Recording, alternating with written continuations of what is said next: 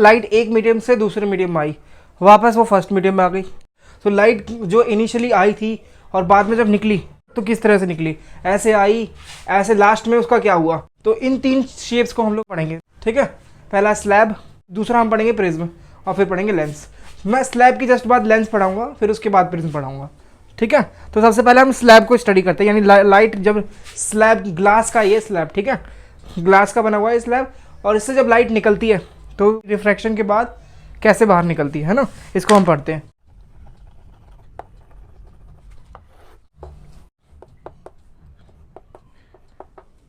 ऐसे लाइट रे आती है और हमारे स्लैब पर टकराती है। जैसे वो स्लैब टकराएगी हम यहाँ पर क्या बना लेंगे, एक नॉर्मल लाइन बना लेंगे, है ना। रिफ्लेक्शन के बाद क्या होगा, ये लाइट रे को ऐसे जाना चाहिए, ऐसे इस डायरेक्शन में एकदम सीधा सीधा, उसको इस डायरेक्शन में जाना चाहिए। लेकिन हम देखते हैं कि वो नॉर्मल की साइड थोड़ा सा झुक जाती है, क्योंकि फर्स्ट मीडियम हमारा रेयर है और सेकंड मीडियम हमारा डेंसर है। ग्लास तो वैसे भी एयर से डेंसर होती है ना, इसलिए। तो ये लाइट ऐसे मुड़ करके ऐसे जाती है। ये वाला एंगल जो यहाँ पर बन रहा है उसको हम बोलेंगे एंगल ऑफ इंसिडेंस, क्योंकि ये जो रे है वो इंसिडेंट रे है ना, आने वाली रे इंसिडेंट रे है।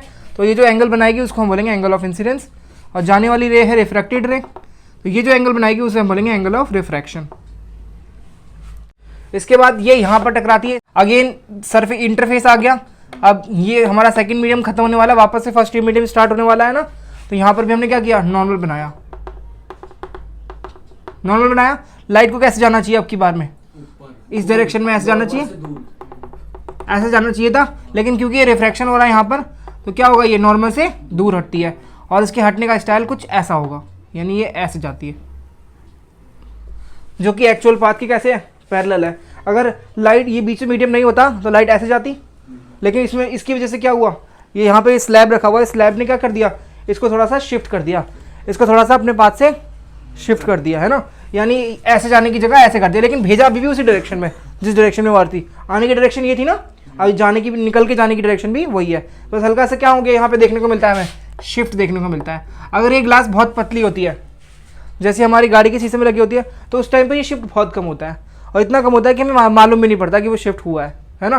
जब यहाँ से हम देखते हैं ना, तो यहाँ पर जो भी ऑब्जेक्ट रखा हुआ है वो ऑब्जेक्ट ऑलमोस्ट हमें सही लोकेशन पर दिखाई देता है ना। वरना एक्चुअल में अगर ये शिफ्ट बहुत ज़्यादा हुआ तो ऑब्जेक्ट यहाँ रखा होगा और ग्लास में से जब हम देखेंगे तो हमें कहाँ दिखाई देगा, नीचे दिखाई देगा, थोड़ा सा यहाँ पर दिखाई देगा।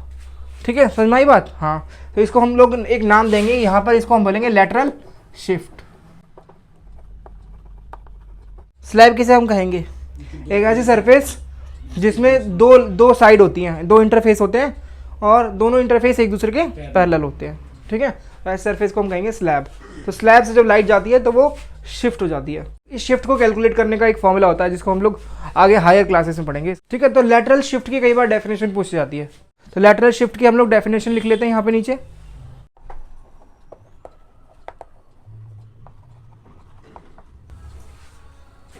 ठीक है, तो इसको हम कहते हैं लैटरल शिफ्ट। जब लाइट रे इंसिडेंट होती है किसी स्लैब पर, तो स्लैब से जब वो निकलती लास्ट में, तो उसका पाथ चेंज नहीं होता है, उसकी डायरेक्शन चेंज नहीं होती। पाथ चेंज होता है, उसकी डायरेक्शन चेंज नहीं होती है, वो डायरेक्शन वही रहती है। बस हम क्या चीज़ देखते हैं कि वो अपने पाथ से थोड़ा सा शिफ्ट हो गई है ना। यानी उसमें यहाँ पे थोड़ा लाइट रे को ऐसे निकलना चाहिए था एक्चुअल में, पर वो थोड़ा सा शिफ्ट होकर साइड से वहीं निकलने लगती है, उसी डायरेक्शन में, उसी सीध में। ठीक है, ये चीज़ चेंज नहीं होती कि उसकी डायरेक्शन नहीं चेंज होती है।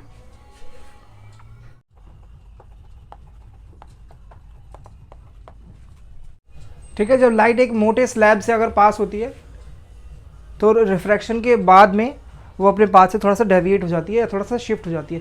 ये शिफ्ट को कहेंगे हम लैटरल शिफ्ट।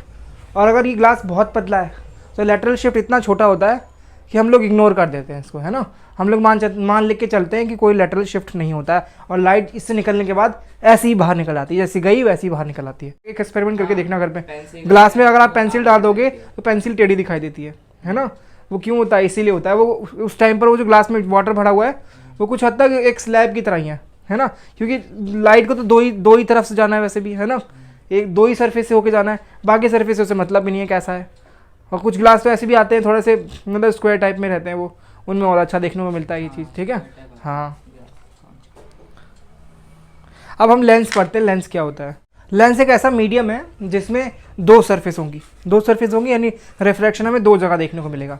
तो दो सरफेस होती है, पर उनमें से कम से शर्त ये होती है कम से कम एक सरफेस कैसी होनी चाहिए, कर्व्ड होनी चाहिए, मुड़ी हुई होनी चाहिए, है ना। अगर दोनों सरफेस में से एक भी सरफेस मुड़ी हुई नहीं है तो उसे हम स्लैब कहेंगे, लेंस नहीं कहेंगे। सामने से देखोगे तो लेंस कैसा दिखता है, फ्रंट व्यू में ऐसा दिखता है, गोल होता है वो, ठीक है, कटोरी जैसा गोल होता है। लेकिन देखने में अगर साइड से देखोगे तो ऐसा होगा, यानी इन चार शेप में से कोई एक जैसा होगा। ये टाइप को हम लेंस, इस वाले लेंस को हम कहते हैं कॉन्वेक्स लेंस, इस वाले को कॉनकेव लेंस, इस वाले को क्या कहेंगे, प्लेन एंड कॉन्वेक्स। क्योंकि देखो एक साइड से ये इसका उठा हुआ हिस्सा है और एक साइड से ये प्लेन है, तो प्लेन कॉन्वेक्स कह सकते हैं, इसे हम लोग प्लेन कॉनकेव कहेंगे, है ना। तो ये हमारे पास चार तरह के हो जाएंगे लेंसेज, और फ्रंट व्यू इन सब का एक जैसा ही होगा। सामने से तो गोल दिखाई देगा, दूर से अगर सपोज करो हम देख रहे हैं, हमें ये भी नहीं मालूम पड़ेगा कि कौन सा वाला कॉन्वेक्स है कौन सा वाला कॉनकेव।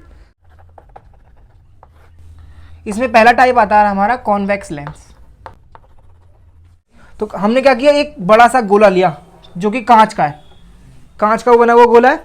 इस गोले को हमने यहाँ से कट कर लिया साइड से, और इसी साइज़ का, जितना साइज़ का हमने यहाँ पे कट किया उसी साइज़ का हमने कहीं और भी कट कर लिया, है ना। इस गोले का एक सेंटर भी रहा होगा, इस गोले का सेंटर रहा होगा। इन दोनों कटे हिस्सों को हमने क्या किया, यहाँ पर लाके जोड़ लिया, चिपका दिया इन कटे हिस्सों को। अब ये क्या बन गया, एक लेंस बन गया, ठीक है। और इस लेंस को हमने क्या नाम दिया, कॉन्वेक्स लेंस। इस गोले की कुछ ना कुछ रेडियस रही होगी ना, और क्योंकि इसके पास दो सरफेस है, अगर इस गोले को मैं यहां से ऐसे कंप्लीट करूं, सिमिलरली इस वाले को भी कंप्लीट करूंगा, तो इन दोनों को मैंने कंप्लीट किया, इससे एक राउंड गोल सर्कल बन जाएगा। इस सर्कल की कुछ ना कुछ रेडियस होगी, इस वाले सर्कल की भी कुछ ना कुछ रेडियस होगी। इन दोनों को मैच करते हुए एक लाइन खींच ली हमने। इस पॉइंट को हमने कहा centre of curvature of the first side, है ना। देखो इसे हम सेंटर ऑफ कर्वेचर, जैसे हम मिरर में कहते थे सेंटर ऑफ कर्वेचर उस गोले का, यानी उस गोले की रेडियस जिससे ये मिरर कट के आया है, वो हमारे इस मिरर के लिए सेंटर ऑफ कर्वेचर होगी। सेम चीज़ लेंस में भी होगी, जिस गोले से इस लेंस को काटा गया है उसकी जो रेडियस होगी वो इस लेंस के लिए सेंटर ऑफ कर्वेचर होगी। अब इसमें दो साइड ऐसी गोल गोल आ रही है ना, तो इसलिए इसके पास दो सेंटर ऑफ कर्वेचर होते हैं। दो सेंटर ऑफ कर्वेचर होते हैं तो दो फोकस पॉइंट भी होंगे। पहला सेंटर ऑफ कर्वेचर अगर यहाँ है सपोज C1, दूसरा सेंटर ऑफ कर्वेचर यहाँ है C2, तो फोकस पॉइंट इनके बीच में होता है ना, यानी आधा होता है फोकस पॉइंट। जैसे मिरर में होता था ऐसे इसमें भी होगा लेंस में, यानी फोकस पॉइंट जो होगा वो सेंटर ऑफ कर्वेचर, और बीच वाले पॉइंट को हम सेंटर बोलेंगे, ठीक है, इसके बीच में होता है, यानी यहाँ पर फोकस पॉइंट होगा। तो इसमें फोकस पॉइंट भी दो होंगे, है ना। एक फोकस पॉइंट होगा लेफ्ट साइड और एक फोकस पॉइंट होगा राइट साइड में। तो इसको मैंने लिख लिया F1 और इसको F2 लिख लिया, ठीक है। तो ऐसा लेंस जिसकी एक साइड कैसी हुई है, यानी किनारों पर जो है पतला और बीच में है मोटा, उसको हम कहेंगे कॉन्वेक्स लेंस। और इसमें कैसे दो सेंटर ऑफ कर्वेचर होते हैं और दो फोकस पॉइंट होते हैं, ठीक है। और इस लेंस की एक और खास बात होती है, ये तो इसकी फिजिकल अपीयरेंस के बारे में हमने बताया। इस लेंस में एक खास बात होती है, जब कोई लाइट रे बहुत दूर से आ रही है और वो पैरेलल आएंगी प्रिंसिपल एक्सिस के, आपको पता है, तो जितनी भी रे अगर इसके ऊपर पैरेलल आ रही है प्रिंसिपल एक्सिस के, तो रिफ्रैक्शन के बाद यानी इस लेंस से निकलने के बाद वो एक सिंगल पॉइंट से होकर जाती हैं। वो पॉइंट को आपको पता है क्या बोलेंगे, फोकस पॉइंट बोलते हैं, है ना। यानी अगर ये लाइट पैरेलल आ रही है प्रिंसिपल एक्सिस के, तो रिफ्रैक्शन के बाद एक सिंगल पॉइंट से होकर जाएगी, फोकस पॉइंट से होकर जाएगी, ठीक है। ये वाली रे अगर आ रही है, ये भी देखो पैरेलल है ना, तो ये रे भी कैसे जाएगी, फोकस पॉइंट से। ये वाली रे भी फोकस पॉइंट से हो जाएगी, ये वाली रे भी फोकस पॉइंट से होकर जाएगी। यानी जितनी भी रे पैरेलल आ रही है प्रिंसिपल एक्सिस के, सारी की सारी किससे होकर जाएंगी, फोकस पॉइंट से होकर जाएंगी। आप देख रहे हो जितनी बहुत सारी रे फैली हुई थी, पैरेलल आ रही थी, फैली हुई थी, इसने क्या किया, एक सिंगल पॉइंट पर इकट्ठा कर दिया। इसको हम क्या बोलते हैं, कन्वर्ज कर देना। इसलिए हमने इस लेंस का क्या नाम रख दिया, एक और नाम रख दिया इसका हमने, कन्वर्जिंग लेंस। मिरर में कन्वर्जिंग मिरर कौन सा था, कॉनकेव वाला था ना। लेंस में कौन कन्वर्जिंग वाला, कॉन्वेक्स होता है, ठीक है। तो कॉन्वेक्स लेंस कन्वर्जिंग लेंस होता है, और कॉनकेव मिरर जो होता है वो कन्वर्जिंग मिरर होता है, ठीक है। दोनों में उल्टा, उसमें उल्टा होता है इसमें, है ना। वहाँ पर अगर कॉनकेव वाला था, यहाँ पर अब हम दूसरा वाला देख सकते हैं। यानी इस हिस्से को हमने क्या किया, एक ऐसा हिस्सा लाए कांच का कटा हुआ हिस्सा, और एक ऐसा हिस्सा लाए, इन दोनों को हमने चिपका दिया।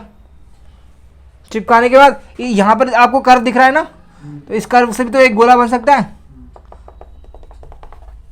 इस वाले कर्व से भी एक गोला बन सकता है। इन दोनों गोलों की कुछ ना कुछ रेडियस रही होगी, इसकी भी और इसकी भी। इन दोनों से मैच करती हुई एक लाइन हमने खींच दी। इस लाइन को हम क्या बोलते हैं? Principal axis. जैसा हम मिरर में बोलते थे ऐसा हम यहाँ पर भी बोलेंगे, ठीक है। तो यहाँ पर सेंटर ऑफ कर्वेचर C1 और यहाँ पर C2।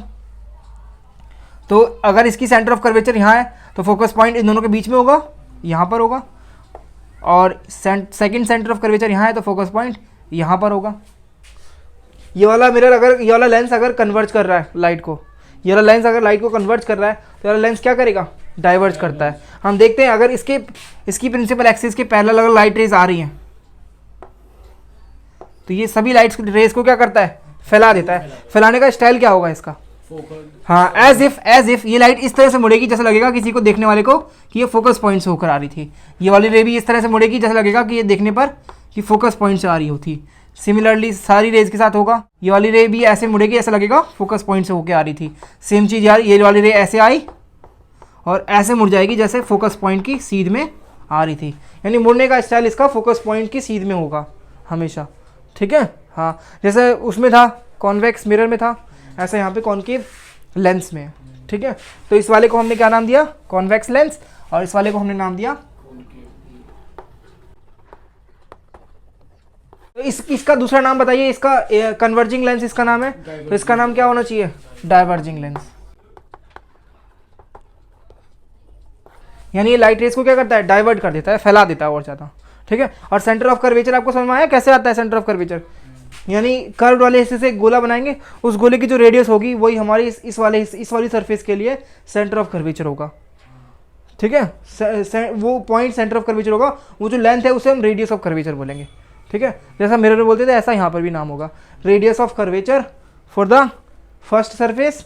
फर्स्ट सरफेस मैं इसे बोल रहा हूँ, सेकंड सरफेस इसे बोल रहा हूँ। तो फर्स्ट सरफेस, तो ये फर्स्ट, इसको हम C1 लिखेंगे। अगर हम इसे फर्स्ट सरफेस बोल रहे हैं तो इसको C1 लिखेंगे, ठीक है। तो फर्स्ट सरफेस मैंने इसको लिखा है तभी इसको मैंने C1 लिखा हुआ है ना।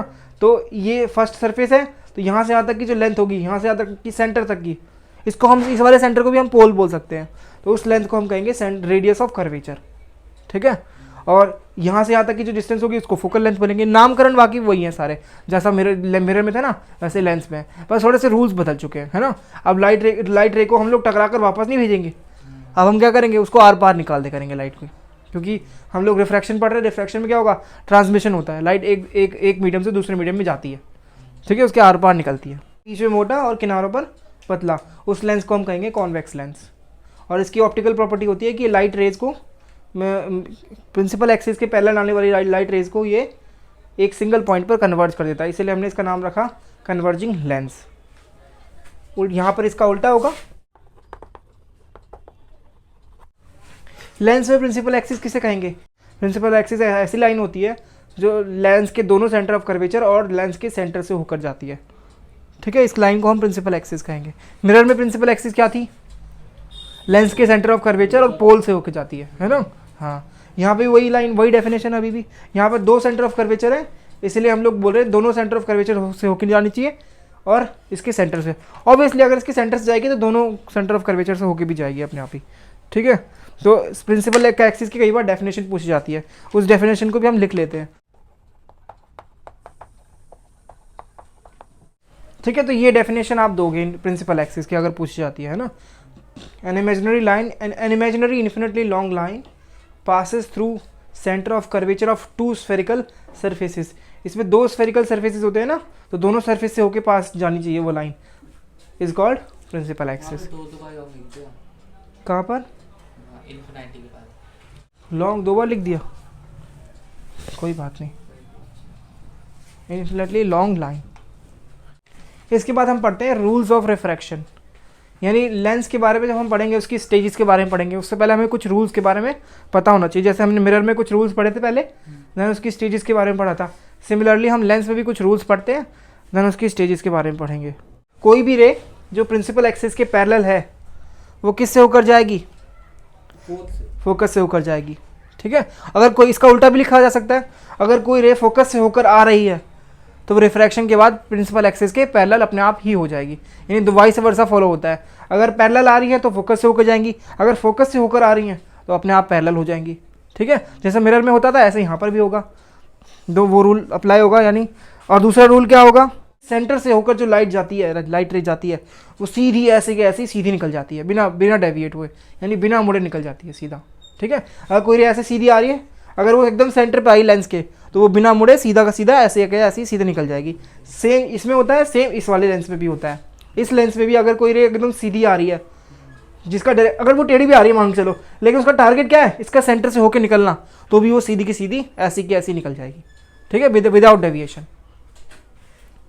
ऐसा क्यों होगा?